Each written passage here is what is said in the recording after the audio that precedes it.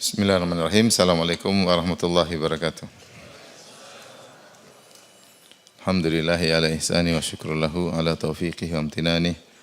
Asyhadu an la ilaha illallah wahdahu la syarika lahu ta'ziman li sya'nih. Wa asyhadu anna Muhammadan abduhu wa rasuluhu da'ila ridwani. Allahumma salli alaihi wa ala alihi wa ashabihi wa ikhwani. Ibu-ibu yang dirahmati Allah Subhanahu wa taala, bapak-bapak yang dimuliakan oleh Allah Subhanahu wa taala, kita lanjutkan bahasan kita dari surat Az-Zumar sampai pada ayat ke-32. Allah Subhanahu wa taala berfirman, "Faman azlamu mimman kadzdzaba 'ala Allahi wa kadzdzaba bis-sidqi idz ja'ah alaysa fi jahannama mathwal lil kafirin." Maka siapakah yang lebih zalim daripada orang yang berbuat dusta terhadap Allah dan mendustakan kebenaran ketika datang kepadanya? Bukankah di neraka jahanam tersedia tempat tinggal bagi orang-orang yang kafir? Di sini Allah menyebutkan pertama, siapa yang lebih zalim dari orang yang berdusta atas nama Allah Subhanahu wa taala. Dan orang yang berdusta atas nama Allah Subhanahu wa taala ada beberapa bentuk ya. Seperti dijelaskan oleh Syekh Sa'di rahimahullahu taala, salah satu bentuk dusta atas nama Allah yaitu pertama menisbahkan apa yang tidak pantas bagi Allah Subhanahu wa taala, seperti mengatakan Allah punya anak misalnya ya. Ini dusta atas nama Allah Subhanahu wa taala, seperti perkataan orang musyrikin Arab yang mengatakan bahwasanya malaikat-malaikat adalah putri-putri Allah. Seperti perkataan Nasara yang mengatakan Isa adalah putra Allah, dan seperti perkataan Yahudi yang mengatakan Uzair ibnullah. Ini tidak pantas bagi Allah. Di antaranya juga yang tidak pantas bagi Allah seperti mereka mengatakan Allah tidak mampu untuk membangkitkan manusia setelah manusia menjadi tulang belulang dan tulang belulang sudah hancur seperti tanah, maka Allah tidak mampu untuk membangkitkannya ya. Dalam hadis dalam Sahih Bukhari Allah berfirman hadis qudsi, kadzabani ibnu Adam wa lam yakun lahu dzalik wa syatamani ibnu Adam wa lam yakun lahu dzalik. Anak Adam telah berdosa atas namaku dan tidak pantas baginya berdosa atas namaku, dan dia telah mencaciku dan tidak pantas dia mencaciku. Amma kadzbuhu iyaya, adapun dia berdosa atas namaku, dia berkata aku tidak akan membangkitkannya. Wa amma syatmuhu iyaya, adapun dia mencaciku, dia mengatakan anna liya waladan, dia mengatakan aku punya anak. Di sini dalam hadis ini menyatakan Allah tidak mampu membangkitkan manusia, itu adalah kedustaan atas nama Allah Subhanahu wa taala. Salah satu dusta atas nama Allah Subhanahu wa taala. Demikian juga di antara bentuk dusta atas nama Allah kepada Allah Subhanahu wa taala, seperti kata Syekh Sa'di bid'a'in nubuwah, mengaku dia adalah nabi atau diberi wahyu oleh Allah Subhanahu wa taala. Dalam surat Al-An'am Allah berfirman, "Wa man azlamu mimman iftara 'ala Allahi kadhiba." Wa man iftara 'ala mimman kadzaba 'ala Allahi wa qala uhiya ilayya wa lam yuha ilaihi syai'. Dan siapa yang lebih dusta, lebih zalim daripada orang yang berdusta atas nama Allah dan dia mengatakan uhiya ilayya, aku telah diberi wahyu, wa lam yuha ilaihi syai', padahal dia tidak diberi wahyu sama sekali. Dan ini adalah bentuk dusta atas nama Allah, seperti nabi-nabi palsu yang mengatakan bahwasanya kami telah diberikan wahyu oleh Allah Subhanahu wa taala, dan nabi palsu jumlahnya sangat banyak. Di zaman Nabi sudah muncul beberapa, Nabi masih hidup sudah muncul nabi palsu seperti Musailimah al-Kadzdzab yang mengatakan ya Rasulullah, kenabian bagi dua ya. Kau separuh, saya separuh ya. Ini sudah ada sejak zaman Nabi sallallahu alaihi wasallam. Kemudian setelah Nabi meninggal akan datang banyak nabi palsu, dan Rasulullah SAW bersabda, sayakunu min ummati 30 kadzabuna kulluhum yaz'umu annahu nabi. Akan ada 30 orang dari umatku yang mengatakan mereka adalah apa? Nabi. Wa ana khatamun nabiyyin, aku nabi terakhir, wala nabiyya ba'di, dan tidak ada nabi setelahku. Dan nabi-nabi banyak ya. Makanya ada buku judulnya tentang para nabi palsu ya.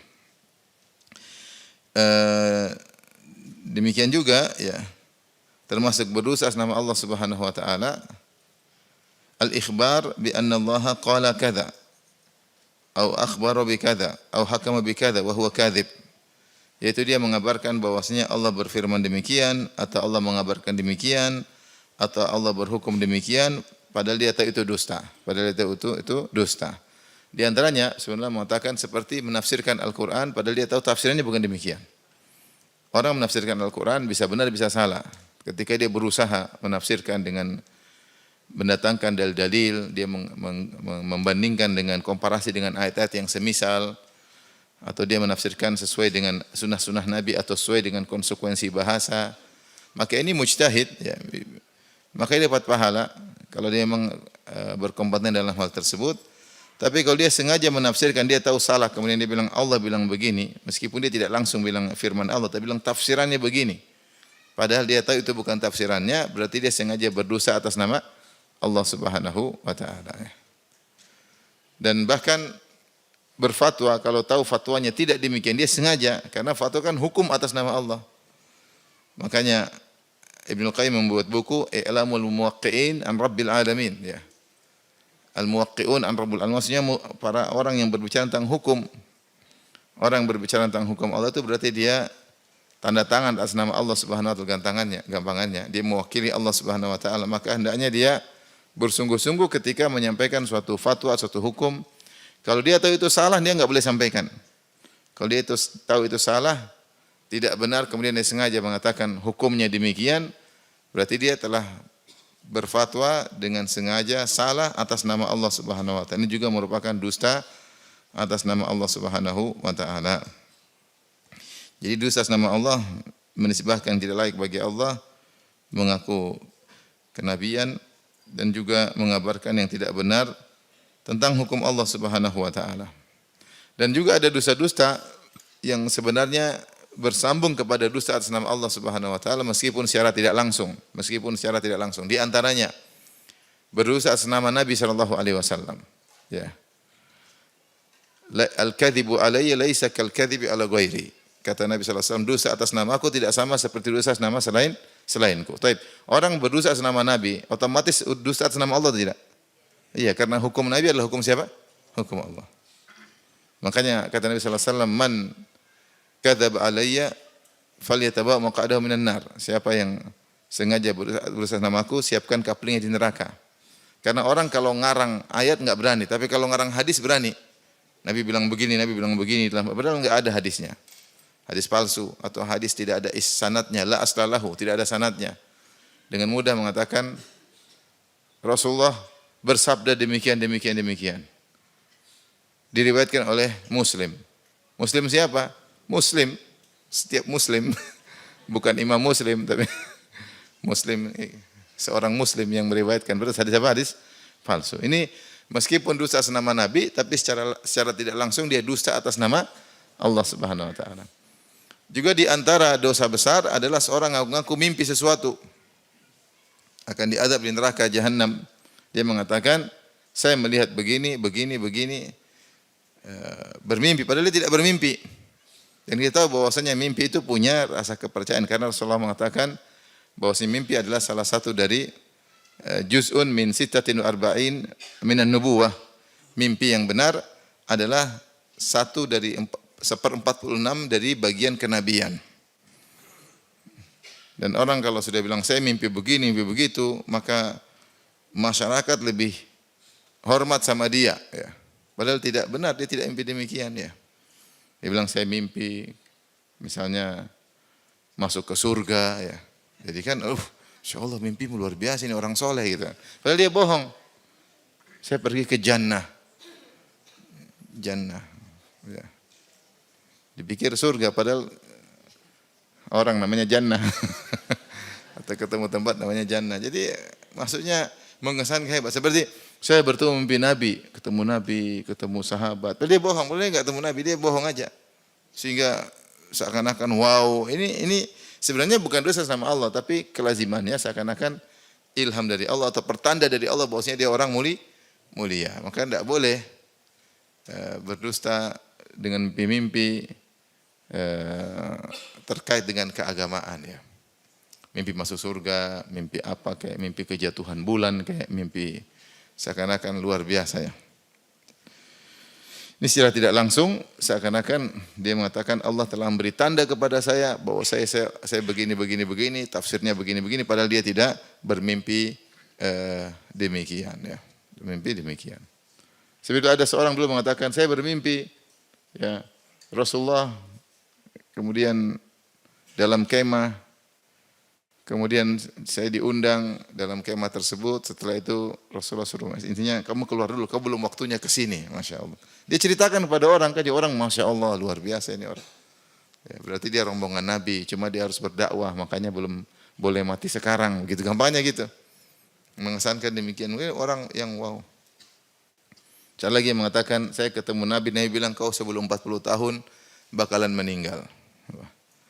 Ternyata dia meninggal umur 41, kan enggak benar. Berarti mimpinya enggak benar ya. Tapi intinya hati-hati, seorang jangan berusaha atas nama Allah Subhanahu wa taala. Baik. Kemudian kata Allah Subhanahu wa taala, "Faman azlamu mimman kadzdzaba 'ala Allah", siapa yang berdosa lebih zalim dari orang yang berdosa atas nama Allah. Kemudian dosa yang kedua tadi dosa pertama berdosa atas nama Allah, yang kedua wa kadzdzaba bis-sidqi idz ja'ah, dan mendustakan kebenaran ketika kebenaran tersebut datang kepadanya. Di sini ada khilaf di kalangan para ulama tentang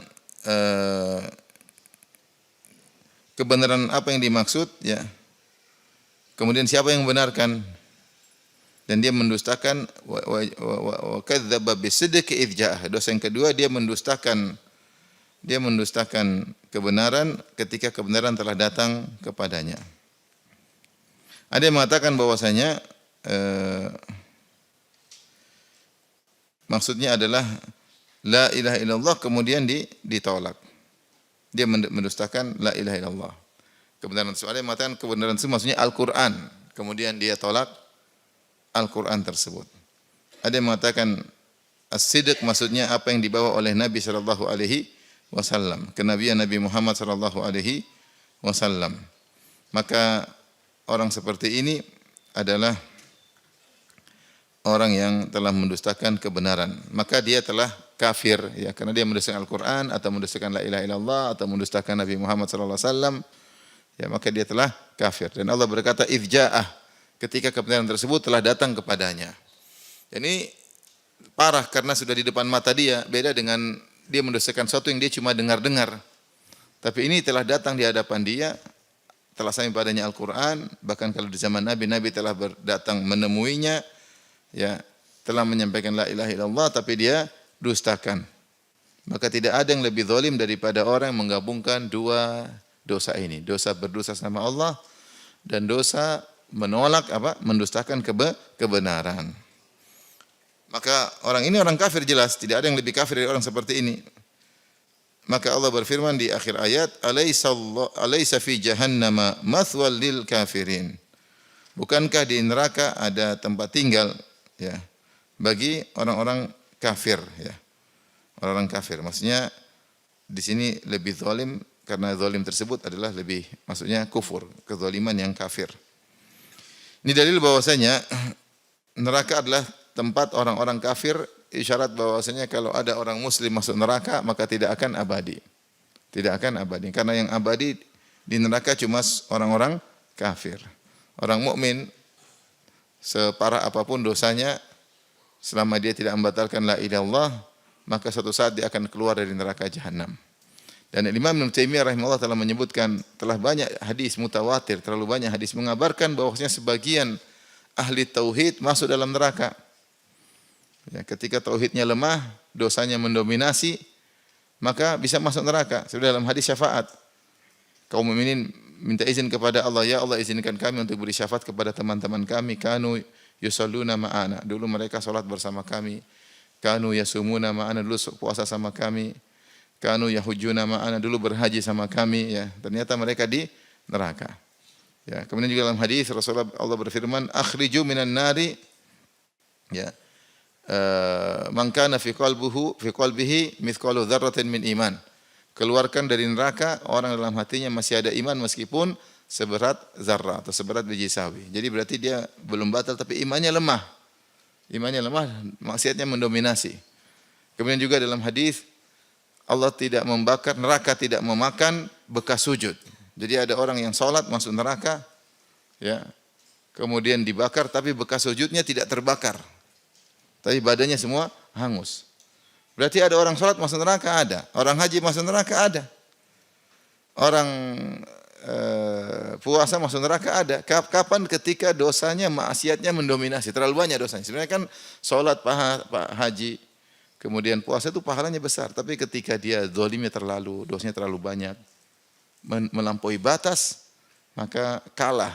Kebaikannya itu kalah dengan maksiat yang dia lakukan, sehingga ketika ditimbang kalah akhirnya masuk neraka jahanam. Masuk neraka jahanam. Ya. Saya begitu baca lafal itu, kanu yahujjuna ma'ana, ya. Ya Allah, izinkan kami untuk memberi syafaat kepada saudara-saudara kami. Mereka dulu haji bersama kami. Subhanallah, sudah haji masuk neraka. Ya. Satu travel lagi padahal mungkin. Mungkin visanya bermasalah mungkin. Atau haji berbuat zalim. Ada orang haji zalim, ada. Pergi haji pakai visa umrah, tidak pulang-pulang, ya akhirnya yang keluarkan provider visanya bayar denda. Bayar denda enggak tahu berapa, 50.000 real atau berapa. Kan zalim. Di padang Arafah tapi yang bayar dendanya siapa? Orang lain. Zalim atau tidak? Zalim. Orang haji ngambil jatah antri orang lain, zalim atau tidak? Zalim. Harusnya orang lain yang berangkat dia ngambil jatahnya. Haji tapi zalim. Ngeri. Bahkan kita tahu ada orang yang sudah haji 3 kali, ternyata penghujung hayatnya dia bunuh diri. Sudah haji berapa kali? 3 kali. Adanya tidak semua. Tapi intinya kalau la ilaha illallahnya masih belum batal, kalaupun mereka masuk neraka, suatu saat mereka akan dikeluarkan. Dikeluarkan dalam bentuk sudah hangus. Menciut tubuhnya, karena kalau dibakar kan menyusut tubuhnya, kemudian sudah hangus seperti faham, seperti arang, kemudian dimasukkan ke Nahrul Hayat, sungai kehidupan, kemudian tumbuh kembali seperti kecambah yang tumbuh. Baru kemudian masuk surga. Setelah itu mereka dikenal dengan Jahannamiyun, yaitu alumni neraka Jahannam. Mudah-mudahan kita bukan alumni. Tapi intinya bakalan masuk surga. Adapun orang kafir kekal di dalam neraka selama-lamanya. Bahkan orang kafir terbaik di alam semesta, yaitu Abu Talib, orang kafir terbaik mungkin di alam semesta. Siapa yang mengalahkan kebaikan Abu Talib? Yang waktu kecil ngerawat siapa? Nabi SAW. Yang pasang badan bela Nabi SAW. Yang Nabi boykot 3 tahun di tempat areal dia, disebut Syi'ib Abi Talib, dikumpulkan di arealnya milik Abu Talib, kemudian diboikot selama 3 tahun. Itu pun tidak bisa keluar dari neraka Jahannam. Nabi diizinkan secara khusus, dan ini khusus Nabi, memohon agar diringankan siksaannya. Orang kafir yang lain enggak ada diringankan, ya. Wala yukhaffafu anhum min adzabiha. Kata Allah, orang kafir tidak diringankan azabnya, sama sekali enggak ada. Ya. Makanya di antara ayat yang paling mereka takutkan itu firman Allah, fadzuku falam nazidakum illa adzaba. Walam nazidakum wala nazid, apa ayat mana? Illa adzaba. Kami tidak memberi tambahan kecuali azab, ya. Dalam surat An-Naba, ya. Kata Allah, fadzuku falan nazidakum illa adzaba. Maka rasakanlah, kami tidak berikan kecuali tambahan. Jadi mereka minta diringankan malah dikasih apa? Tambahan. Ini ayat yang paling ditakuti oleh orang kafir. Khusus Abu Talib, dan dia adalah orang terbaik, mungkin orang kafir terbaik di alam semesta. Diberi khusus kepada Nabi SAW, yaitu Nabi boleh minta keringanan. Makanya Nabi SAW mengatakan, laula ana lakana fid darkil asfali minan nar. Kalau bukan karena aku, sungguh dia berada di neraka Jahannam yang paling bawah. Dalam riwayat, inna ahwana ahlin nari adzaban yaumal qiyamah Abu Talib wa huwa yanta'ilu bin na'lai minan nar yagli bihima dimagu. Orang yang paling ringan azabnya pada hari kiamat kelak adalah Abu Talib, Dia memakai sendal dari api dan otaknya mendidih. Itu pun dia tidak bisa keluar dari neraka, hanya bisa diringankan, khusus dia. Oleh karenanya ketika Allah berfirman, "Alaysa fi jahannam mathwalil kafirin", bukankah neraka jahanam tempat bagi orang kafir? Sebagian ulama berpendapat ini dalil bahwasanya yang abadi di neraka cuma apa? Orang-orang kafir. Adapun kalau tidak kafir masih bisa keluar dari neraka jahanam. Ya, sekali lagi tapi jangan bilang yang penting aman, kan ujungnya juga surga. Jangan. Jangan begitu, ujungnya surga berapa tahun kok di situ? Setahun aja sudah. Setahun sehari udah mampus ya. Dan ini orang Yahudi begitu, mereka nyaman melakukan maksiat. Mereka lan tamassana an-naru illa ayyaman ma'dudat. Kata mereka kami tidak disiksa neraka kecuali beberapa hari aja. Sehingga mereka pede melakukan maksiat, zalim sana, zalim sini, masuk neraka cuma beberapa hari. Makanya jangan seperti perasaan Yahudi, tenang sebentar juga lolos akhirnya, enggak. 1 menit aja kok tidak kuat. Kita aja bakar tangan di lilin, 1 menit kita enggak kuat. Itu padahal api dunia, bagaimana api neraka. Jangan macam-macam, jangan coba-coba. Ya, jangan coba-coba. Saya sering sampaikan ya. Seorang berzina, mungkin dia berzina 15 menit, setengah jam, tahu-tahu dia masuk neraka. Masuk nerakanya berapa lama?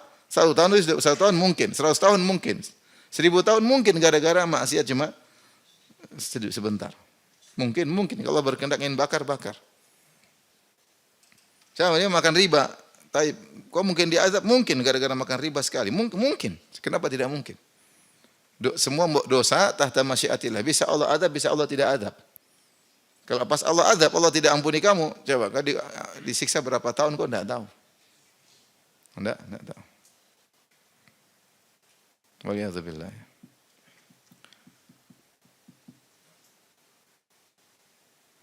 Makanya ada nasihat dari guru kita, maksudnya terutama orang yang tidak menikah atau belum menikah, jangan sampai dia tidak menikah kemudian dia melihat yang haram, gara-gara pandangan haramnya dia masuk neraka. Mending dia nikah. Dia nikah sehingga dia menyalurkan hasratnya pada yang halal.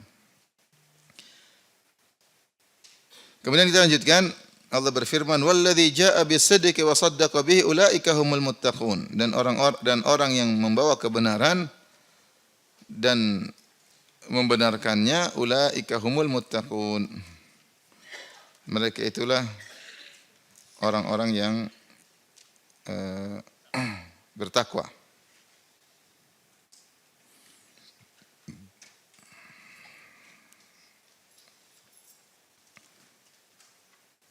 Dan orang yang bawa kebenaran ditafsirkan, ada yang menafsirkan itu Muhammad dan membenarkannya. Mereka itulah orang-orang yang bertakwa dan itu yang membenarkan Rasulullah sallallahu alaihi wasallam.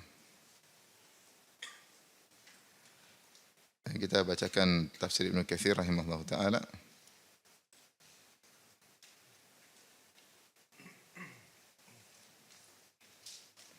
Walladzi jaa'a bis-sidq, dan orang yang membawa kebenaran maksudnya Rasulullah sallallahu alaihi wasallam. Ada pendapat maksudnya Jibril alaihissalam.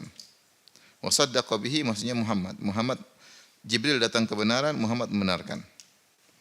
Ini salah satu tafsiran. Jadi walladzi jaa'a bis-sidq, yang membawa kebenaran Jibril. Wa saddaqa bihi, yang membenarkannya adalah Rasulullah sallallahu alaihi wasallam. Perkataan Ibnu Abbas ya. Walladzi jaa'a bis-sidq maksudnya orang yang mendatangkan bahwa la ilaha illallah, wa saddaqa bihi, yaitu Rasulullah sallallahu alaihi wasallam membenarkan la ilaha illallah.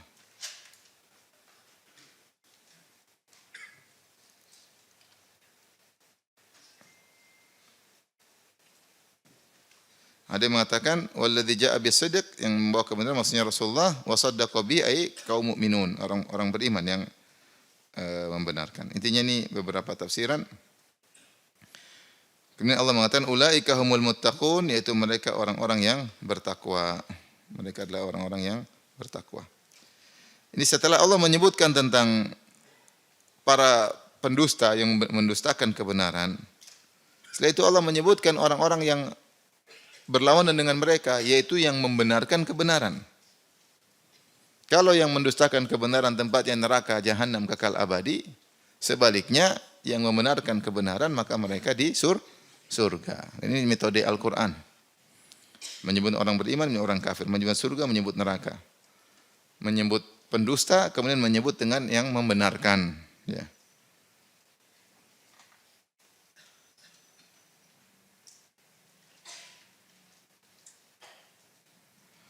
Walladzi jaa'a bis-sidq, ada yang datang Rasulullah sallallahu alaihi wasallam kemudian dibenarkan oleh kaum mukminin, maka Allah berkata, ulaika humul muttaqun. Itu kaum mukminin. Ya, mereka adalah orang-orang yang bertakwa. Ada yang mengatakan bahwasanya sidq adalah umum, yaitu kebenaran. Kebenaran apapun kalau datang dibenarkan. Tentang kebenaran, tentang balasannya di akhirat dibenarkan. Sehingga ulaika humul muttaqun itu umum, mencakup para nabi, mencakup kaum mukminin, semua yang membenarkan kebenaran dari Allah Subhanahu wa taala, maka mereka termasuk dalam ayat ini. Ulaika humul muttaqun, mereka adalah orang-orang yang bertakwa. Ini pujian ya, dari Allah Subhanahu wa taala. Apa balasannya di akhirat? Lahum ma yasha'una 'inda rabbihim, dzalika jazaa'ul muhsinin. Maka bagi mereka apa yang mereka sukai di sisi Rabb mereka. Dzalika jazaa'ul muhsinin, ini balasan bagi orang yang berbuat ihsan. Balasannya kalau mereka membenarkan kebenaran, dan ini dalil bahwasanya di antara amal yang agung adalah amalan hati, yaitu membenarkan berita dari Allah dan berita dari Rasulullah sallallahu alaihi wasallam dengan pembenaran yang mantap tanpa keraguan. Walladzi jaa'a bis-sidq wa saddaqa bihi, dan membenarkan kebenaran tersebut. Dia membenarkan Rasulullah, membenarkan Al-Qur'an, dia membenarkan apa yang dari Allah Subhanahu wa taala tanpa ada keraguan sedikit pun. Dan ini butuh belajar, butuh iman. Ya, karena membenarkan bertingkat-tingkat. Semakin dia kuat membenarkan berita dari Allah, berita dari Rasulullah SAW, maka dia memiliki amal hati yang luar biasa. Kemudian kata Allah Subhanahu wa taala, lahum ma yasha'una 'inda rabbihim, bagi mereka apa yang mereka kehendaki di sisi Rabb mereka, yaitu mereka dapatkan pahala di surga di sisi Allah Subhanahu wa taala, yang Allah siapkan pahala tersebut.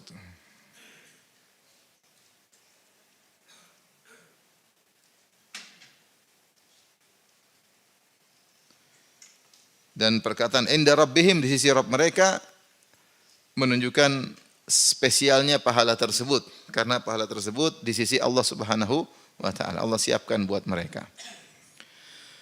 Dan apa yang mereka minta dikabulkan.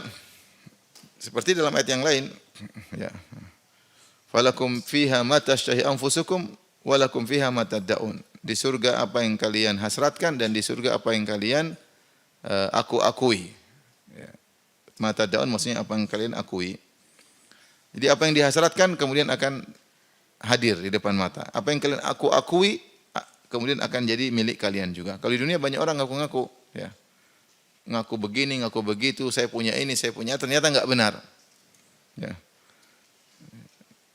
Ternyata tidak benar. Tapi kalau di surga seorang ngaku-ngaku, saya punya ini, jadi. Ngaku-ngaku apa saja, silakan ngaku apa aja.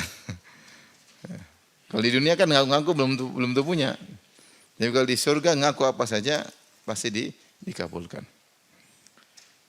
Dalam hadis penghuni surga dikatakan oleh Allah Subhanahu wa taala, berkata kepadanya, tamanni atau tamanna. Tamanna, silakan engkau berangan-angan. Kemudian dia pun berangan-angan, pengin punya ini, pengin punya itu. Wala yazalu yatamanna, dia terus berangan hatta tanqati', ya, yaitu umniyatuhu. Dia berangan-angan sampai seluruh angan-angannya habis. Sudah enggak mampu lagi berhayal. Kau pengin apa coba? Kalau antum dibilang, pengin apa coba angan-angan? Pengin ini. Terus sampai dia enggak mampu lagi. Setelah berkata, laka dzalik wa asyratu amsalihi ma'ahu. Apa yang kau angan-angankan semua itu akan kau dapatkan, dan 10 kali lipatnya. Jadi di surga di luar nalar, ya, di luar nalar. Kenikmatan di luar nalar, ya. Selain itu, selain apa yang diangan-angankan, namanya orang anak-angan itu biasanya apa yang pernah dia lihat, yang pernah dia tahu, itu yang diangan-angankan. Ternyata Allah siapkan lagi di luar angan-angannya. Seperti dalam hadis qudsi kata Allah Subhanahu wa taala, a'dadtu li ibadiyas salihin ma la ainun ra'at wa la udhunun sami'at wa la khatar ala qalbi bashar. Aku siapkan bagi hamba-hambaku yang saleh kenikmatan yang tidak pernah dilihat oleh mata mereka, tidak pernah didengar oleh telinga mereka, dan tidak pernah terbetik dalam hati mereka. Jadi ada kenikmatan spesial yang kita nggak bisa, yang seorang penghuni surga tidak bisa bayangkan. Seandainya antum sekarang mau surga, antum pasti pengen mobil ini, pengen mobil yang antum pernah lihat. Antum tidak bisa meminta sesuatu yang tidak pernah antum lihat karena tidak bisa berangan-angan. Apa yang kita berangan-angan itu sejenis apa yang pernah kita lihat. Ternyata setelah itu ada lagi nikmat lain yang Allah siapkan yang tidak pernah kita terbetik dalam benak kita sama sekali. Tidak pernah terbetik oleh para penghuni surga sama sekali. Dan kita di dunia, kita lihat yang semisal ini. Mungkin kalau kita kembali ke nenek moyang dahulu 1000 tahun lalu atau 500 tahun lalu, mereka tidak terbayangkan ada namanya HP. Bahwasanya HP tersebut bisa video call. Nggak terbayang benak mereka, karena mereka nggak pernah tahu, nggak terbetik akan ada seperti itu. Padahal kenikmatan luar biasa. Ini namanya kenikmatan lain jenis, kenikmatan lain jenis. Mereka tidak berpikir akan naik suatu mobil yang mewah, ada AC-nya, kemudian jalan, Masya Allah. Tidak terbayang, karena mereka tidak pernah lihat kenikmatan seperti itu. Kalau kita bicara misalnya 2000 tahun lalu, 3000 tahun, belum ada mobil misalnya. Kita bicara 3000 tahun lalu, orang tak bayang ada pesawat, nggak kebayang. Kalau disuruh minta apa, dia pasti minta yang sejenisnya. Paling dia minta istana kan ada zaman dahulu. Ya seperti itu. Ya minta apa kayak yang sejenis yang dia lihat. Ternyata banyak kenikmatan kemudian yang muncul yang tidak sejenis. Ya kira-kira demikian. Kalau di surga demikian, seorang masuk surga dia minta apa yang diinginkan, kenikmatan yang pernah dia lihat, mungkin dia lebih mewahkan lagi, tapi ternyata ada kenikmatan-kenikmatan yang di luar nalar dia yang tidak pernah dia lihat, tidak pernah dia dengar, bahkan tidak pernah terbetik dalam hati. Kita aja yang sejenis aja, ya. Banyak kenikmatan sejenis di dunia ini yang kita tidak duga ternyata enak sekali. Saya sering contohkan seperti durian. Saya dulu suka makan durian ya. Makan durian. Terus akhirnya ada dikenalkan durian Malaysia, musangking. Wah, ternyata sudah makan musangking durian, kok ada durian enak seperti ini gitu. Sebelum pernah terbayang bahwasanya ada durian saya enak apa? Saya enak ini. Itu contoh nikmat sejenis. Pikiran saya durian cuma gitu-gitu, ternyata ada yang enak. Akhirnya sekarang kalau ketemu durian kurang selera. Kemudian muncul lagi namanya black thorn, lebih enak lagi. Ya Allah, musangking. Kalau maksudnya contoh ini kenikmatan sejenis ada yang kita tahu, ternyata akhirnya membuat kita lupa kenikmatan yang sebelumnya. Diberi kenikmatan baru, kenikmatan lama jadi sudah tidak rasa lagi. Benar atau tidak? Sejenis ya. Seperti misalnya dulu kalau kita belum tahu nasi mandi paling enak, kita makan nasi apa ya, nasi kebuli enak. Begitu sampai di Madinah ada nasi kambing bakar di atas batu, luar biasa. Saya kalau makan sana saya bilang ini salah satu keajaiban dunia. Saking enaknya. Kalau makan yang lain sudah kurang. Ini kenikmatan sejenis. Kenikmatan sejenis. Jadi pengen umroh terus ini. Dulu kita makan namanya dessert paling enak namanya kunafa. Ibu mungkin pernah umrah tahu makan. Enak, luar biasa enak. Ini kayaknya enak, kue paling enak. Tahu-tahu kemudian ada produk baru namanya bilaban di Mekah. Enak sekali. Wah, kunafa udah enggak pakai, kalah. Ada kenikmatan baru yang tidak pernah kita bayangkan sebelumnya, tapi kenikmatan sejenis, paham? Sama-sama dessert. Luar biasa enak sekali. Baru makan 2 kali makan, 3 kali umrah makan, sekarang udah ditutup tokonya. Ternyata ada yang makan keracunan. Alhamdulillah saya tidak termasuk yang keracunan. Lagi diinvestigasi, mudah-mudahan bisa balik lagi ya. Tapi maksudnya ini contoh, ada kenikmatan-kenikmatan yang tidak pernah dirasakan apa? Sebelumnya, tapi sejenis. Sejenis ya. Ya. Orang-orang dahulu, zaman dahulu, sekaya apapun, raja-raja dulu, mereka nggak ada AC. Mereka kalau kepanasan pasti mungkin ada yang kipas-kipasin. Mungkin yang kipasin cewek-cewek, oke lah cewek-cewek, tapi kan lebih enak AC. Bicara anginnya ya. Mereka tidak bayangkan ternyata di kemudian hari ada AC, bisa diatur derajatnya, kalau dingin diturunkan, luar biasa. Tapi itu kenikmatan sejenis. Kenikmatan apa? Sejenis. Nah di surga Allah siapkan kenikmatan yang tidak sejenis. Kenikmatan yang tidak sejenis ya. Makanya di antara kenikmatan tidak sejenis yang Allah sebutkan adalah memandang wajah Allah. Makanya Allah mengatakan lilladzina ahsanul husna wa ziyadah. Bagi orang-orang yang ihsan, berbuat ihsan di dunia, mereka akan dapatkan husna itu surga wa ziyadah. Ziyadah tafsiran yaitu tambahan. Itu nikmat tambahan itu melihat wajah Allah. Kenapa disebut dengan tambahan? Sebagian ulama karena nikmat bukan nikmat sejenis yang pernah mereka tahu di dunia. Jadi di sini Allah mengatakan lahum ma yasha'una inda rabbihim, bagi mereka apa yang mereka inginkan di sisi Rabb mereka di surga. Firman Allah inda rabbihim menunjukkan spesial, nikmat yang spesial. Timbul pertanyaan, Ustaz, kalau benar semua orang ingin apa saja dikabulkan, boleh enggak dia ketika di surga pingin surganya sama dengan surganya Nabi Muhammad sallallahu alaihi wasallam? Karena semua minta dikasih, ya enggak? Boleh enggak? Boleh enggak? Ya enggak boleh lah. Rasulullah punya tempat yang tidak boleh disamain oleh siapapun. Apa doa dengar azan? Allahumma rabba hadhihi da'wati tammah wa salatil qa'imah ati Muhammadin wasilah wal fadilah ya, al wasilah wal fadilah ya. Disebutkan di antaranya itu suatu tempat kedudukan yang hanya boleh untuk satu orang. Wa arju an akuna huwa, dan aku berharap akulah orangnya ya. Tempat yang paling tinggi yang tidak ada yang bisa menempatinya kecuali siapa? Rasulullah. Ya. Terus bagaimana Ustaz? Maka para ulama menjawab ya, beberapa jawaban. Jawaban pertama, kita tahu penghuni surga berlevel-level enggak? Berlevel-level.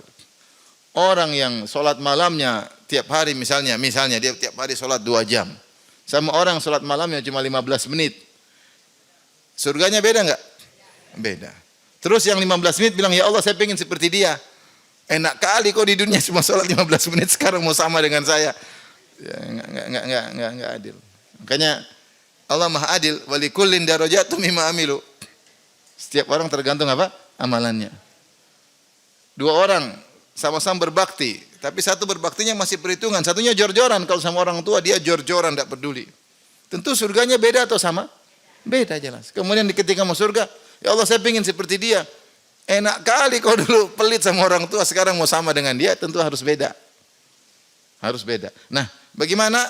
Padahal Allah berkata apa yang dia minta dikasih. Sebagaimana jawabannya? Jawaban pertama, bahwasanya kondisi di surga tidak seperti kondisi di dunia. Seorang kalau sudah masuk surga dengan levelnya, dia sudah nyaman dan dia tidak punya hasad sama sekali. Allah cabut hasad dari dadanya. Makanya Allah berfirman, innal ladzina amanu wa amilus solihati kanat lahum jannatul firdausi nuzula khalidina fiha la yabghuna anha hiwala. Sungguhnya orang yang beriman dan beramal saleh, bagi mereka surga Firdaus, dan Firdaus ini maksudnya bukan surga tertinggi, yaitu surga secara umum. Karena Firdaus terkadang maknanya surga tertinggi, terkadang maknanya surga. Nuzula, Allah berikan hidangan kepada mereka, kemudian kata Allah khalidina fiha, mereka berada kekal dalam surga, la yabghuna anha hiwala, mereka tidak mau pindah. Sehingga mereka dalam setiap level sudah nyaman. Sudahnya nyaman, mereka tidak mau pindah. Makanya apakah penghuni surga bisa saling kunjungan? Tentu bisa ya. Misalnya seorang saudaranya di surga tinggi, dia surga bawah. Main gimana? Ya, urusan Allah lah. Ketemu di mana? Yang jelas tidak ketemu di Starbucks. Apalagi Kentucky, enggak.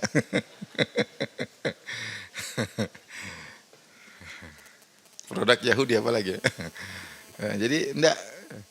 Ada yang mengatakan, tidak ada hadisnya secara spesifik, ada yang mengatakan kalau ada kunjungan maka yang di atas turun ke bawah. Tengok di bawah. Kalau bawah naik ke atas agak repot. Ternyata bidadarinya beda ya, repot. Tapi ini berlevel-level, intinya mereka akan ketemuan, caranya terserah Allah Subhanahu wa taala. Jadi tafsiran pertama tidak ada hasad. Yang kedua, bukankah keinginan yang atur adalah Allah Subhanahu wa taala? Kalau dia tidak kepingin ya sudah. Di antara hal yang menunjukkan hal ini, Rasulullah pernah ditanya, "Ya Rasulullah, apakah seorang kalau di surga ingin punya anak akan dikasih anak?" Kata Rasulullah SAW, "Innal mu'min idza ishtaha waladan." Sungguhnya seorang mukmin kalau ingin punya anak, maka kalau perempuan hamilnya besarnya dalam sekejap, satu waktu. Surut, jadi bukan merangkak dulu ingusan, enggak, langsung cepat. Tapi kata Nabi dengan lafal idza ishtaha waladan, kalau dia pingin punya anak. Tapi belum tentu dia pingin punya anak kalau sampai di sana. Tapi kalau dia pingin, Allah kasih. Ya. Seperti orang datang sama saya, "Ustaz, kalau kita di surga mau main bola, bisa nggak?" Bisa aja. Tapi belum tentu kalau di sana kok pingin main bola lagi. Nggak sempat main bola. Banyak permainan di sana ya. Sehingga tidak sempat main apa? Bola ya. Tapi kalau kok pingin mungkin ya. Di antara juga seperti para ulama membahas hadis, "Man syaribal khamra fid dunya lam yashrabha fil akhirah." Siapa yang minum khamr di dunia, dia tidak bakalan minum di akhirat. Sampai kata semua ulama, seandainya dia pun masuk surga, dia tidak berhasrat minum khamr karena dia pernah minum khamr di dunia. Allah akan kasih dia minuman jenis lain. Dia tidak tertarik karena itu salah satu hukuman bagi dia karena dia di dunia pernah minum khamr. Ini pendapat tapi belum tentu benar. Maksudnya ini pendapat sebagian apa? Ulama. Maksudnya di antara tafsiran benar seorang minta apa saja akan dikabulkan, tapi dia tidak minta yang lebih daripada yang seharusnya. Misalnya minta punya kedudukan seperti Abu Bakar, surganya sama, kedudukannya seperti Nabi, tentu tidak karena level amal berbeda. Dia tidak terpikir untuk seperti itu, ya. Jadi meskipun ingin apa saja bisa, tetapi tidak sampai melampaui batas. Ya, nanti dia bilang pengin surganya seperti Rasulullah, bahkan pengin surga lebih tinggi dari surganya Nabi, kan ini berlebihan. Itu tidak akan terjadi. Kata Allah, "Dzalika jazaa'ul muhsinin." Itu adalah balasan bagi orang-orang berbuat ihsan. Ihsan dengan dua tafsiran. Pertama, ihsan dalam beribadah kepada Allah. Kedua, ihsan kepada sesama kaum mukminin. Ihsan terkait dengan Allah maksudnya seperti sabda Nabi ketika Jibril bertanya, "Fa akhbirni 'anil ihsan." Kabarkanlah kepadaku tentang ihsan. Maka Rasulullah SAW bersabda, "Anta budallaha ka'annaka tarahu." Engkau beribadah kepada Allah seakan-akan engkau melihatnya. Fa illam takun tarahu fa innahu yarak. Kalau kau tidak melihat Allah, yakinlah Allah melihat. Ini ihsan. Ihsan ketika kita beribadah, setiap beribadah kita merasa sedang dilihat oleh Allah Subhanahu wa taala. Dan orang seperti ini dia akan ikhlas. Karena dia merasa Allah selalu mengawasi. Ketika dia sibuk dengan pengawasan Allah, dengan penilaian Allah, dia tidak peduli dengan penulian netizen. Dia tidak peduli dengan penilaian apa? Netizen. Orang yang ihsan dia pasti ikhlas. Karena dia pedulikan bagaimana penilaian Allah terhadap saya. Saya begini benar atau enggak? Dia tahu yang tahu Allah. Kalau netizen kita bisa bohongin. Kita bisa bersandiwara, bisa kalau netizen. Kalau Allah kita enggak bisa. Maka kalau seorang fokus merasa senantiasa dilihat oleh Allah, dinilai oleh Allah, dia akan ikhlas karena hatinya akan fokus terkait dengan penilaian Allah. Dan akhirnya ini berdampak pada kesehariannya, kepada aktivitasnya karena dia ikhlas. Dia tidak cepat marah, dia tidak cepat mutung, dia tidak malas dan macam-macam ya. Karena dia tahu yang nilai adalah siapa? Allah. Ini ihsan pertama. Ihsan kedua, berbuat ihsan kepada orang lain. Dengan berbagai macam kebaikan, memberi sedekah, mengorbankan sebagian harta buat sesama muslim, di antaranya memaafkan orang berbuat zalim kepada kita. Makanya Allah mengatakan dalam surat Al-Imran, "Wasari'u ila maghfiratin min rabbikum wa jannatin arduha samawati wal ardu uiddat lil muttaqin alladzina yunfiquna fis sarra'i wad dharra'i wal kadhiminal ghaidha wal 'afina 'anil nas wallahu yuhibbul muhsinin." Kata Allah, bersegeralah menuju surga, menuju ampunan Allah dan surga yang luasnya seluas langit dan bumi yang Allah siapkan bagi orang bertakwa. Kemudian kata Allah, "Alladzina yunfiquna fis sarra'i wad dharra", yang bersenantiasa berinfak dalam kondisi lapang maupun dalam kondisi sulit, selalu berinfak. Wal kadhiminal ghaidh, yang meredam amarah. Wal 'afina 'anil nas, dan yang memaafkan orang lain. Wallahu yuhibbul muhsin, Allah mencintai orang-orang ihsan. Orang tiga orang ini, pelaku tiga amal ini disebut orang muhsin di sisi Allah Subhanahu wa ta'ala. Karena dia senantiasa berinfak, maka dia berbuat baik sama orang lain. Dia bisa marah, dia redam amarahnya, maka dia berbuat baik sama orang lain. Dia mau pembalas tapi dia memaafkan, berlapang dada, ini telah berbuat baik kepada orang lain. Maka ini disebut orang-orang yang ihsan. Maka seorang menggabungkan keduanya, ihsan ketika beribadah dan berbuat ihsan kepada orang lain dengan berbagai macam kebaikan, dengan tutur kata yang baik, dengan memaafkan, dengan mengajari kebaikan, ya, dengan menghargai dia, ya, dengan berbagai kebaikan yang bisa kita lakukan kepada siapapun, kepada kerabat, kepada tetangga, kepada pekerja, kepada kawan, ya, kepada siapapun yang kita bisa berbuat baik, kita berbuat baik.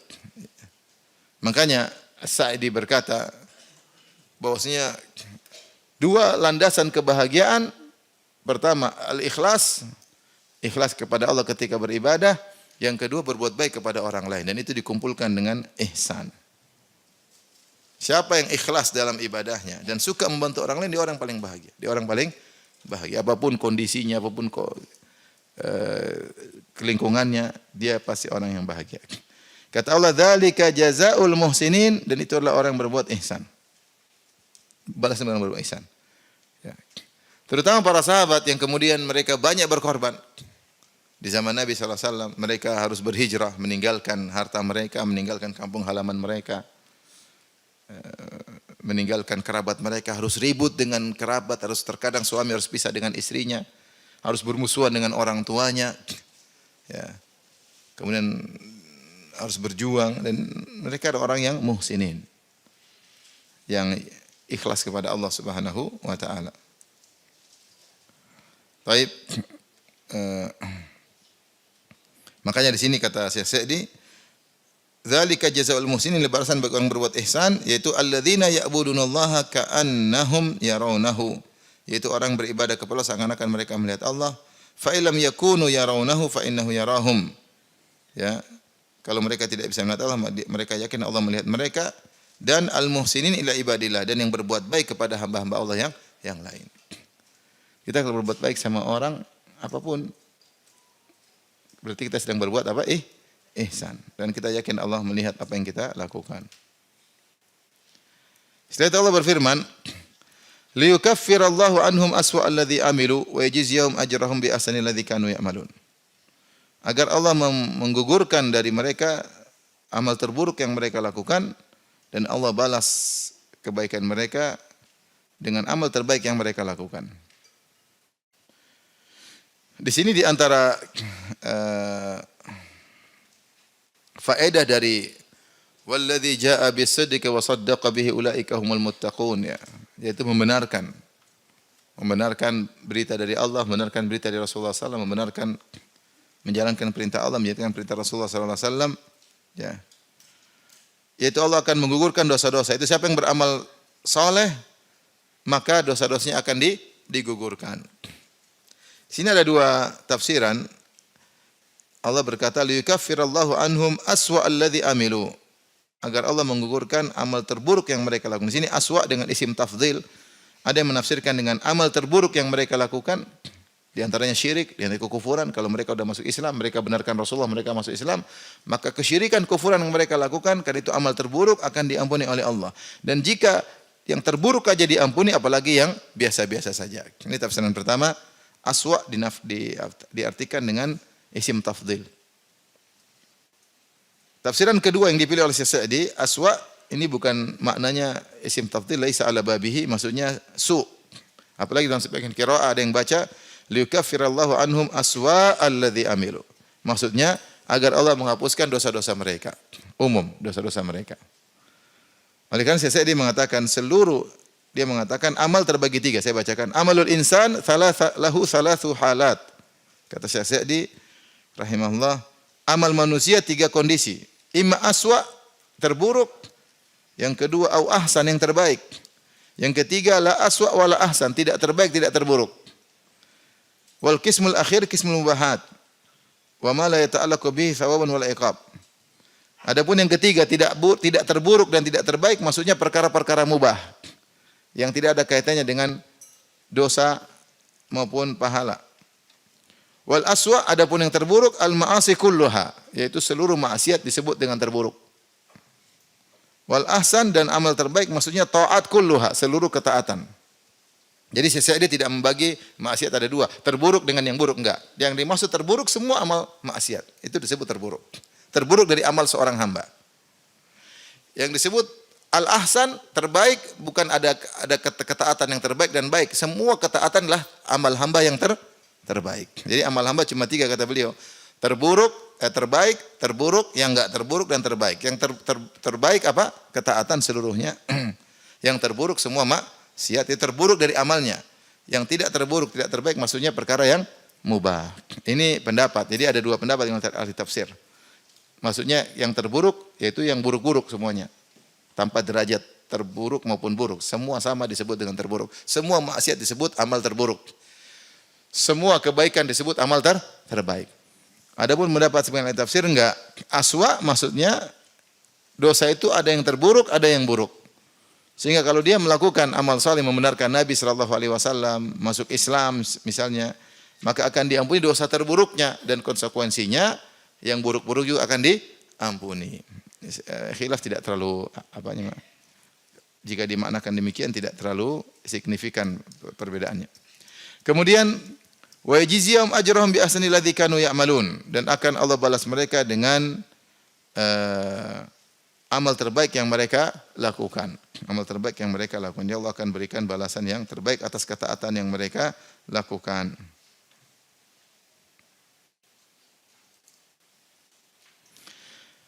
Setelah itu Allah berfirman, maka itulah kenapa mereka mau surga, karena dosa mereka diampuni dan kebaikan mereka dibalas oleh Allah Subhanahu wa taala sehingga mereka masuk surga. Dan masuk surga itu karena 2 hal itu, diampuni dan diberi balasan. Makanya ketika penghuni surga mau surga, kata Allah Subhanahu wa taala, mereka berkata, alhamdulillahilladzi adzhaba 'annal hazan, inna rabbana laghafurun syakur. Kata penghuni surga ketika mau surga, segala puji bagi Allah yang telah menghilangkan kesedihan dari kami. Inna rabbana, sungguhnya Rabb kami, la ghafur, maha mengampun, syakur, maha membalas. Balas kebaikan dengan berlebihan. Jadi dosa-dosa diampuni, maka selamat dari neraka. Syakur, maha membalas dengan yang terbaik, maka masuk surga. Sehingga tidak ada yang perlu dikhawatirkan. Tidak ada kesedihan, tidak khawatir akan dihukum karena ketika orang masuk surga tahu dosanya banyak. Dia tidak perlu khawatir karena Tuhan maha pengampun. Dan dia bilang, apakah saya lantas layak mendapatkan surga? Jangan khawatir, karena Allah syakur. Amal sedikit dibalas dengan yang banyak. Maka Rasulullah mengatakan, la tahqiranna minal ma'ruf syai'an wa la antalqa akhahu bi wajhin taliq. Jangan remehkan amal kebajikan sedikit pun, meskipun hanya sekedar tersenyum ketika ketemu saudara. Balasannya berlipat ganda. Bukan kalau kita tersenyum di dunia kemudian balasan cuma disenyumin bidadari, enggak. Enggak gitu. Berlipat ganda. Kalau cuma gitu enggak, cuma disenyumin doang, senyum balas senyum, enggak. Balasannya berlipat ganda. Karena Allah Subhanahu wa taala syakur, maha membalas, maha bersyukur, maksudnya membalas amal sedikit dengan balasan yang banyak, berlipat ganda. Ayat berikutnya ayat 36, Allah berfirman, alaihissallahu bikafin abdah. Bukankah Allah yang mencukupi hambanya?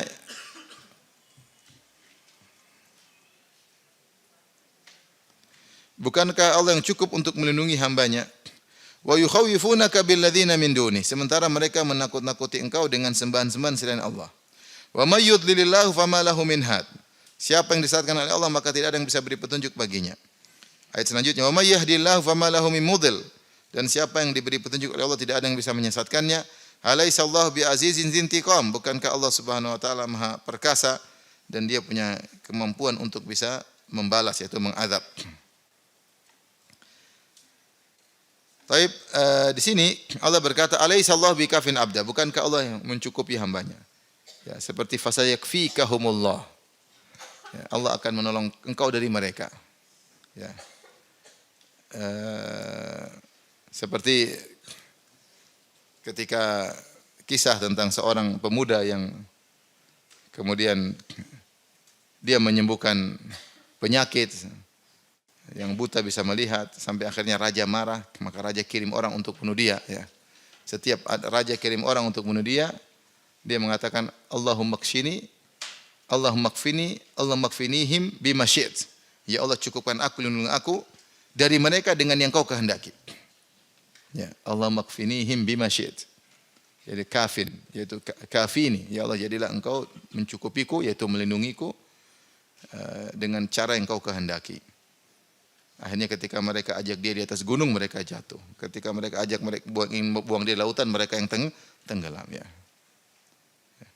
Sampai akhirnya dia meninggal ketika dipanah dengan pemanahnya berkata, Bismillahirrabbilgulam. Kisah yang masyhur dalam kisah Ashabul Ukhdud. Di antara doanya dia berkata, Allahumma kfinihim bima syi'ta. Ya Allah, lindungilah aku dari mereka dengan cara yang kau kehendaki. Allah berfirman, Alaihissallahu bikafin abda. Bukankah Allah pelindungmu yang itu mencukupimu? Meskipun mereka nakut-nakuti engkau dengan sembahan-sembahan mereka. Kebiasaan orang ahli batil nakut-nakutin dari dulu. Seperti di zaman Nabi Hud, ya, mereka kaum Ad berkata, Inna qulu illa taraka ba'du alihatina bisu. Tidaklah kami berkata kecuali i'taraka ba'du alihatina bisu. Yaitu, hai Hud, engkau ini agak enggak beres karena kau telah kualat, telah terkena keburukan dari sembahan-sembahan kami. Yaitu karena kau menentang berhala-berhala, kau sekarang enggak beres, kau telah terkena penyakit. Qala inni usyhidullah, maka Nabi Hud bantah. Wa asyhadu anni bari'um mimma tusyrikuna min duni. Aku menjadikan Allah sebagai saksi. Ya. Dan saksikanlah aku berlepas diri dari semua yang kalian sembah selain Allah. Fakiduni jami'an tsumma la tunzirun. Kalian silakan buat makar kepada aku, berkumpul kalian semua, sembahan-sembahan kalian, panggil semua penjahat-penjahat, bikin makar kepadaku seluruhnya. Fakiduni jami'an, seluruhnya. Tsumma la tunzirun, dan jangan tunda-tunda, sekarang juga bikin celaka buat saya. Inni tawakkaltu 'alallahi rabbi wa rabbikum. Sungguhnya aku bertawakal kepada Allah, Rabbku dan Rabb kalian. Ma min dabbatin illa huwa akhidhun bi nasiyatiha. Tidak ada satu binatang melata, tidak satu makhluk hidup pun kecuali Allah pegang ubun-ubunnya, Allah yang atur. Inna rabbi ala siratim mustaqim. Sungguhnya Allah, Rabbku di atas jalan yang lurus. Dia tidak peduli. Jadi Nabi Hud sudah ditakut-takuti. Oh, kau ini kayaknya kualat ini. Gara-gara mencela-cela Tuhan kami. Kualat. Nabi pun digitukan. Muhammad, kau celaka gara-gara mencela-cela siapa? Berhala-berhala kami. Ini kan berhala-berhala lambang dari orang-orang soleh. Kenapa kau cela? Ya. Kau akan kualat. Ya. Celaka ya. Dan seperti itu ya. Sejak dahulu mereka menakut-nakuti. Maka Allah mengatakan, Alaihissallahu bikafin abda, bukankah Allah yang melindungi hambanya. Di sini dalam sebagian qiraat ada yang baca bikafin ibadahu, yang melindungi hamba-hambanya. Yaitu hambanya yang beribadah kepada Allah Subhanahu wa taala. Dalil bahwasanya semakin seorang kuat ibadahnya, semakin dilindungi oleh Allah, semakin dicukupkan oleh Allah Subhanahu wa taala. Ya. Semakin orang kuat beribadah kepada Allah, semakin kuat bertawakalnya kepada Allah, maka dia semakin dilindungi oleh Allah Subhanahu. Jadi kita enggak perlu takut. Kita ibadah, tentu kita menjalani ikhtiar, kita cari nafkah, tapi kuatkan ibadah. Ya. Kuatkan apa? Ibadah. Makanya Rasulullah berkata, "Lau annakum tatawakkaluna Allah haqqa tawakkuli, la razaqakum kama yarzuqut thair." Kalau kalian bertawakal dengan tawakal yang benar, Allah kasih mudah rezeki. Sebagaimana Allah berizki pada burung. Kata Ibnu Rajab Al-Hambali, usaha yang sedikit dengan tawakal yang tinggi hasilnya maksimal. Usaha tetap harus ada. Tapi dengan tawakal yang tinggi hasilnya apa? Maksimal. Jadi kita kurang ibadah, kurang tawakal. Ya. Dalam hadis, ya bena Adam, ya, wahai anak Adam, solatlah di awal hari 4 rakaat, akfika, maka aku akan mencukupkan engkau di akhir apa? Fi akhirin nahar. Siapa yang di pagi hari beribadah yang mengatakan 4 rakaat, maksudnya 2 qobliyah subuh dan subuh, ada yang mengatakan 4 rakaat duha. Maka Allah akan cukupkan dia di akhir hari. Maksudnya kita harus yakin kalau kita beribadah dengan ibadah yang benar, tawakal yang benar, ikhlas kepada Allah, urusan kita akan diurusin oleh Allah Subhanahu wa taala. Allah berfirman, "Wa huwa yatawalla shalihin." Allah yang mengurusi orang-orang yang saleh. Wallahu waliyul muttaqin. Allah pengurus orang-orang yang bertakwa. Jadi diurusin. Yang penting bertakwa, yang penting salihin. Ya. Apa kata Nabi Yusuf alaihissalam? Ya. Rabbi qad ataitani minal mulki wa 'allamtani min ta'wil hadits fatir samawati anta waliyyi fid dunya wal akhirah. Anta pengurusku dunia dan akhirat. Tawaffani musliman. Wafakan aku dalam kondisi Islam. Jadi semakin bertakwa, semakin ikhlas, semakin ibadah, kuat ibadah karena Allah sifati dengan abdahu. Alaihissallahu bikafin abdah. Bukankah Allah yang akan senantiasa mencukupi? Di sini kafin pakai isim fa'il, yaitu senantiasa mencukupi siapa? Abdahu, hambanya yang senantiasa beribadah kepada Allah. Saya pernah ketemu orang, dia meninggalkan kegiatan-kegiatan yang mungkin bisa mendatangkan uang banyak, tapi dia ingin nuntut ilmu. Saya tanya, kamu kenapa? Dia bilang, orang kafir aja Allah urusin, masa saya gara-gara nuntut ilmu tidak diurusin oleh Allah Subhanahu wa taala. Artinya dia percaya diri. Dia kan mau ibadah. Yang urusin siapa? Allah Subhanahu wa taala. Sejauh mana kita kuat ibadah, maka semakin sejauh itu kita akan diurusin oleh Allah. Semakin kita bertawakal kepada Allah, maka semakin diurusin oleh Allah. Tentu dengan ikhtiar, bukan tanpa ikhtiar. Tentu dengan ujian bermacam-macam. Ada ujiannya, bukan enggak ada ujian. Para sahabat ketika berhijrah, mereka diuji atau tidak? Diuji. Tapi ujungnya semuanya indah. Mereka diuji. Wa yukhawifunaka billadzina min, mereka nakut-nakuti engkau dengan sembahan selain Allah. Kemudian kata Allah, may yudlilillahu fama lahu min had. Siapa yang disesatkan oleh Allah, maka tidak ada yang bisa kasih petunjuk. Kalau sudah sesat, enggak bisa ada yang kasih petunjuk. Abu Talib disesatkan oleh Allah. Siapa yang bisa petunjuk? Enggak ada yang. Nabi aja enggak bisa dakwai Abu Talib. Tidak beriman sampai mati. Ya. Orang munafik. Semua sebab hidayah sudah ada di depan mata. Mereka sholat sama Nabi, mereka dengar ceramah Nabi. Tetap aja mati dalam kondisi apa? Munafik. Ya. Nabi Lut, istrinya, Nabi Nuh, istrinya sama Nabi Nuh. Berapa tahun? Mungkin ratusan tahun sama Nabi Nuh. Istrinya. Tidur bareng, kemudian lihat keseharian Nabi Nuh. Nabi Nuh pasti ceramah, enggak mungkin istrinya enggak diceramain. Pasti diceramain. Tetap aja tidak dapat apa? Hidayah. Nabi Lut tinggal sama istrinya. Sampai terakhir ketika azab masih sama-sama Nabi Lut. Cuma dia bilang jangan kau tengok ke belakang kalau kau mau selamat. Tapi istrinya nengok-nengok ke belakang. Karena istrinya dari kampung situ. Akamsi, anak kampung situ. Nabi Lut pendatang. Jadi ketika kaumnya diazab dia nengok. Akhirnya dia, maksudnya sampai akhir hayat dia masih serumah sama Nabi Lut, sampai subuh malam masih tidur sama Nabi Lut. Masih bareng maksudnya. Ya, tapi hidayah bukan di tangan Nabi Lut, bukan di tangan Nabi Nuh, bukan di tangan Nabi Ibrahim tidak bisa hidayah kepada bapaknya, bukan di tangan Nabi Muhammad bisa berhidayah kepada pamannya, enggak. Innaka la tahdi man ahbabta.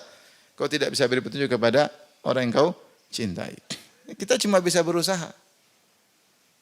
Ya, ada orang istri suaminya kacau, dia doa sampai mati suaminya enggak dapat hidayah gitu ya mungkin aja.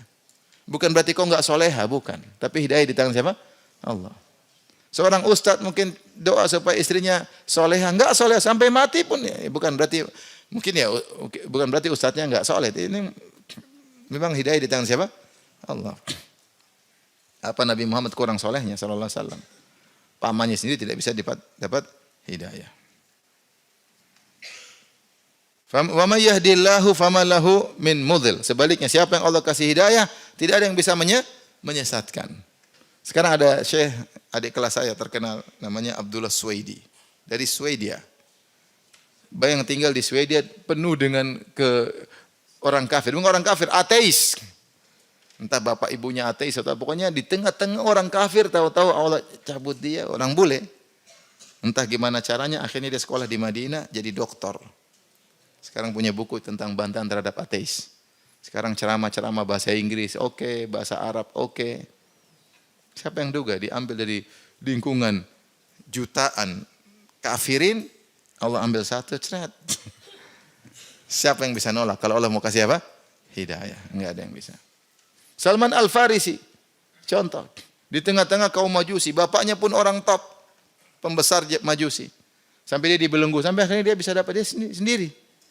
Cari kebenaran sampai akhirnya jadi sahabat Nabi sallallahu alaihi wasallam. Di luar nalar, tapi kalau Allah kasih kehendak enggak ada yang bisa menghalangi.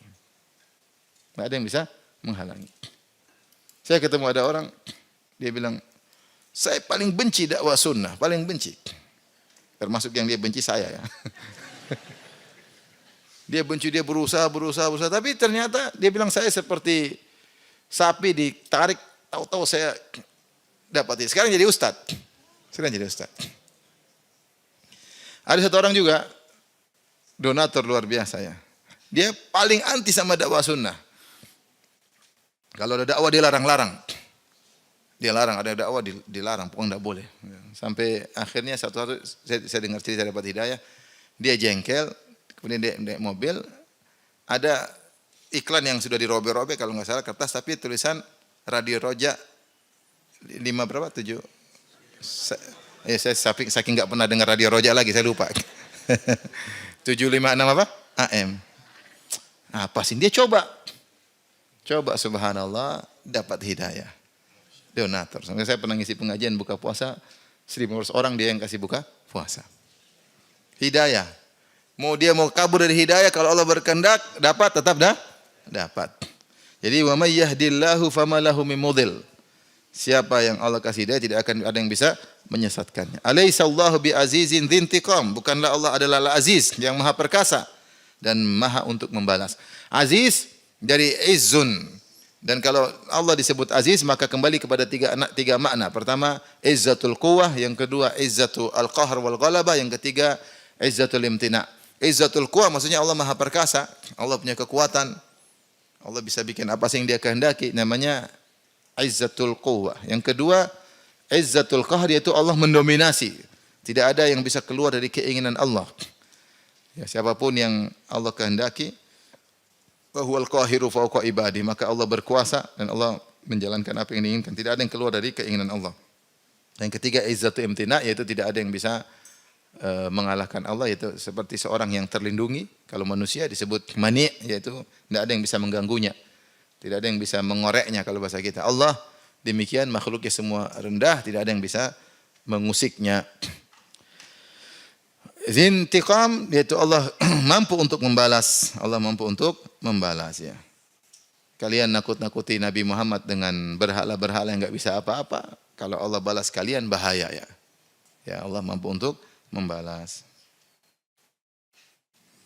Tapi mungkin sampai di sini saja. Kalau ada yang bertanya saya persilahkan. Allah ta'ala alam bisawab.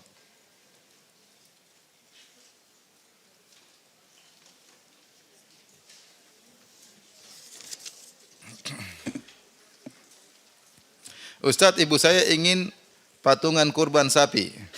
Adik saya ingin menambahkan uangnya untuk ibu saya. Ibu 2.500.000, adik 1 juta. Apakah boleh kurban demikian? Kurban sapi maksimal 7 orang. 1 ekor sapi maksimal 7 orang. 8 enggak boleh. Kurang dari itu boleh. Jadi ada 1 orang minimal. Dia mengambil 2/7 boleh. Dia mengambil 3/7. Dia 1 sapi sendiri juga boleh. Tapi maksimal cuma berapa orang? 7 orang. Ya kalau ibu karena misalnya 1/7, ternyata 1/7 biayanya 3,5 juta. 1/7 sapi misalnya biayanya 3,5 juta. Nah, ibu punya cuma uang 2,5 juta, terus adik mau kasih tambah 1 juta, jadi berapa? Pas 1/7 sapi. Nah, seperti ini enggak boleh adik dan ibu. Jadi 8 orang enggak boleh. Jadi salah satunya ibu atau adik. Ya terserah siapa yang mau kasih duit. Ya udah buat mamanya dia tambahan. Jadi yang tetap yang menyembelih atas nama siapa, Mama. Mama mau share pahala kepada siapa terserah. Itu lain cerita. Jadi 1 ekor sapi maksimal berapa orang? 7.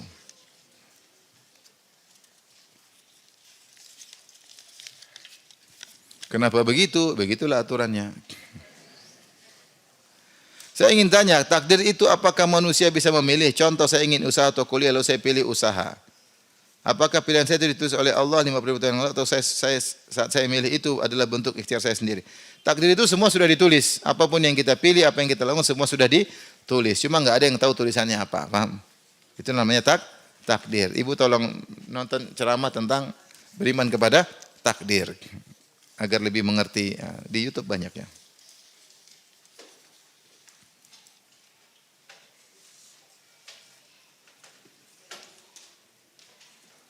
Ustadz, ketika kita memiliki tabungan sedikit, bolehkah digunakan untuk umrah dulu? Dalam keberadaan kerjaan serabutan, rumah ngontrak, kendaraan belum punya. Tapi dan untuk 2 bulan setelah umrah sudah disiapkan, mengingat ada kewajiban umrah sekali seumur hidup. Tidak, tentunya kewajiban umrah, jangankan umrah haji, dia ada aturannya. Ya. Walillahi ala nasi hijjul baiti man istata ilaihi sabila. Yang mampu itu maksudnya adalah Dia punya biaya untuk dia tinggalkan dan biaya untuk apa? Melaksanakan ibadah haji sampai dia pulang, keluarga sudah ditanggung. Intinya kalau kebutuhan primer sudah terpenuhi, maka dia silakan apa? Silakan melaksanakan umrah atau haji. Kalau bagi dia kendaraan motor tidak primer, enggak apa-apa dia haji umrah. Tapi kalau bagi dia kendaraan motor adalah primer, hendaknya dia beli motor dulu. Kalau memang kebutuhan primer daripada dia pinjam-pinjam orang. Ya, tapi kalau dia rasa tidak primer, saya bisa naik Gojek ya boleh, dia boleh. Yang penting kebutuhan primernya terpenuhi. Beda-beda orang. Ada yang bilang enggak, saya enggak bisa, saya harus punya mobil. Kalau enggak punya mobil saya enggak bisa cari uang. Ya udah beli mobil dulu, jangan umrah. Tapi bilang saya enggak perlu mobil, ya. Saya bisa jalan kaki, saya bisa naik motor, ya udah enggak usah beli mobil, umrah aja.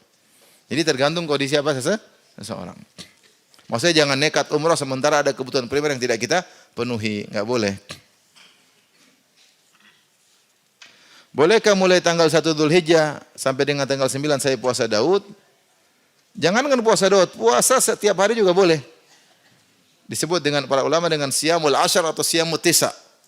Ini disebutkan kebiasaan para salaf, disebutkan oleh Ibnu Rajab Al-Hambali. Boleh, berturut-turut boleh. Dan ini kita tahu puasa yang terbaik puasa Daud, sehari berbuka, sehari berpuasa. Ini kalau dalam ukuran setahun. Tapi kalau puasa yang sesekali berturutan boleh seperti Ayamul Bid 13, 14, 15. Bukan dalam sebulan 3 hari berturut boleh. Tapi kalau berturut sehari sebulan dulu enggak boleh karena yang terbaik puasa Daud. Sama seperti puasa Tisa. Bagi orang yang tidak berhaji dia boleh berpuasa tanggal 1 sampai tanggal 9. Kalau enggak yang semampu dia. Mau 7 hari, mau 6 hari terserah. Mau Daud juga boleh. Mau Daud juga boleh. Tapi saya anjurkan kalau bisa jangan Daud, langsung aja 1, 2, 3, 4 sampai tanggal 9. Kalau bisa enggak wajib. Bolehkah kita berkorban dengan utang dulu karena uangnya adanya baru 2 bulan lagi? Tidak mengapa sih kalau memang dia waktunya bisa bayar. Intinya dia tidak, kan Rasulullah mengatakan korban itu yang punya sa'ah, yang punya kelapangan.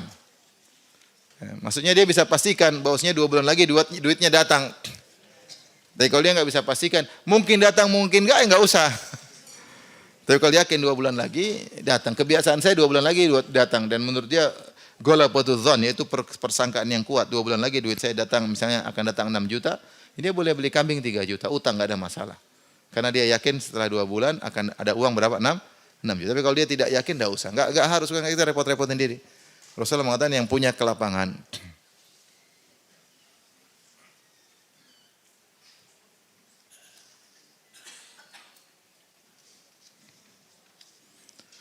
Kalau dahulu masa muda kita suka meninggalkan sholat fardu, apakah sekarang kita harus mengkodok sholat yang sudah kita tinggalkan? Ini pertanyaan pertama. Yang kedua, ada ustadz bilang kita harus sholat kodok dulu, baru sholat wajib setiap waktu. Ini pertama masalah dosa-dosa lalu yang tidak sholat dikodok atau tidak, khilaf di kalangan para ulama. Ada yang mengatakan harus dikodok.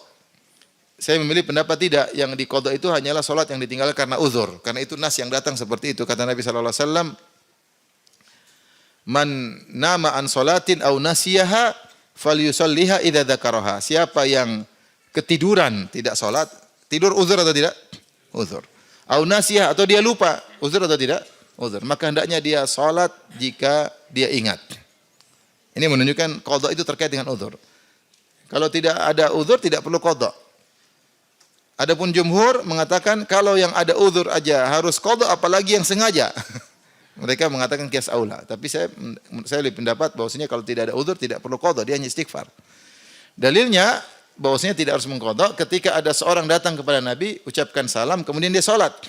Dia salat dulu, salat tahiyatul masjid, kemudian datang kepada Nabi. Kata Nabi, "Irji fa shalli fa innaka lam tusalli." Kau belum salat.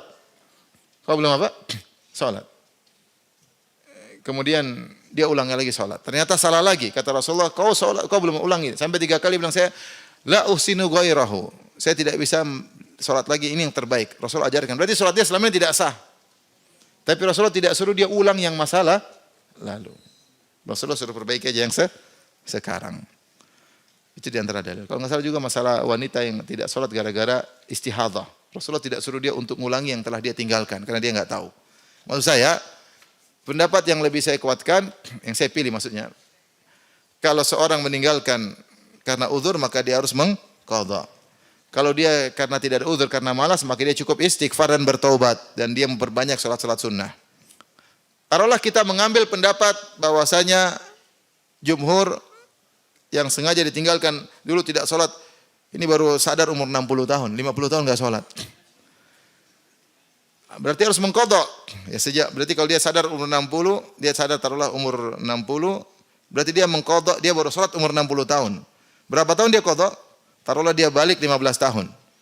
Berarti 60 ke 15 berapa? 45 tahun. Ini berat 45 tahun nih. Berarti ada berapa sholat yang harus dia kodok? Coba hitung. 65 kan 1 tahun berapa? 365. Ya, 365 kali 45 berapa? Banyak. Saya hitung dulu sebentar. Masih saya yang bayangin ya, mau tobat begini waduh, mati aja katanya. 365 kali 45 tahun dia harus kodok. Ya. Ini maksudnya satu sholat. Satu sholat dia harus kodok 16.425. Duhur. Kalau dibilang harus kodok dulu baru wajib, kapan dia mau sholat wajib? 16.425 dia baru duhur doang. Asar lagi, maghrib lagi, isya lagi, subuh lagi. Enggak, selesai kodok udah mati di luar. Jadi enggak benar. Karena kalau dia tunda sholat yang sekarang wajib, nanti jadi kodok lagi. Padahal enggak boleh. Jadi ya berusaha dia selahkan yang wajib, sisanya dia kodok. Caranya bagaimana? Menurut jumhur diantaranya, misalnya saya punya utang, enggak usah 45 tahun, kebanyakan. Saya punya utang 3 tahun. 3 tahun saya nakal, seorang nakal tidak sholat 3 tahun. Sekarang sadar. Gimana? Dia sholat zuhur. Allahu Akbar, sholat zuhur. Assalamualaikum, dia sholat zuhur lagi 3 kali. Sampai setahun dia lakukan, maka sudah lunas. Paham?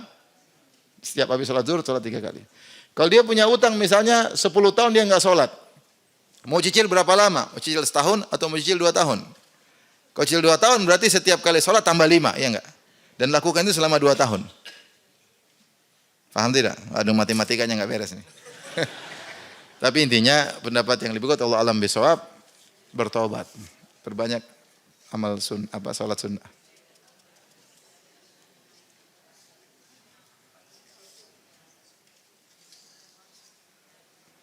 Ustaz, seorang yang hadir di sini memiliki keyakinan bahwa penghafal Quran adalah orang mulia dan masuk surga. Mohon berikan contoh penghafalan mohon berikan beberapa contoh penghafal Quran yang masuk neraka. Lah ini gimana sih? Datang dalam hadis tentang penghafal Quran yang diazab di alam barzah. Diazab di alam barzah ya. Kalau tidak salah dia tidur kemudian ada orang yang ambil batu hancurin kepalanya. Kalau tidak salah dia azabnya seperti itu. Maka dikatakan siapa dia wahai Jibril? Kata Jibril, ini adalah orang yang atahullahul Quran fanama bihi bil lail wa lam ya'mal falama anhu bil lail wa lam ya'mal bihi fin nahar. Malam dia tidur, siang dia tidak kerjakan isi Quran tersebut. Dia hafal Quran tapi malam tidak pernah murojaah, enggak pernah baca, siang tidak pernah diamalkan, maka Quran itu akan menjadi bumerang bagi dia. Makanya Rasulullah mengatakan Al-Quran hujjatun lak au alaik. Quran itu akan membelamu atau akan menghabisimu. Saya berniat berkorban kambing, oleh panitia minta izin agar korban saya diganti dengan patungan sapi. Ya terserah kita, enggak boleh urusan dia wakil aja. Kalau ibu enggak mengizinkan, ya enggak boleh ya. Bagaimana dengan pahala yang saya dapatkan? Apakah pahala kambing atau sapi? Patungan sapi. Allah alam, saya enggak tahu ya. Kalau kita sudah tentukan enggak boleh, ini kambing yang itu udah enggak boleh kayaknya. Saya Allah alam, saya lupa fikihnya. Jadi kalau kita bilang saya pingin ini uang saya potong kambing itu, terus kita rubah pikiran pingin jadi sapi, ini butuh pembahasan. Fikihnya saya enggak tahu. Beda kalau kita bilang titipkan, tolong korban. Tapi kalau ditentukan kambingnya itu, saya mau kambing itu, ini kamu belikan, ini kambingnya itu, kita rubah boleh atau tidak? Allah alam. Ini fikih saya belum tahu hukumnya.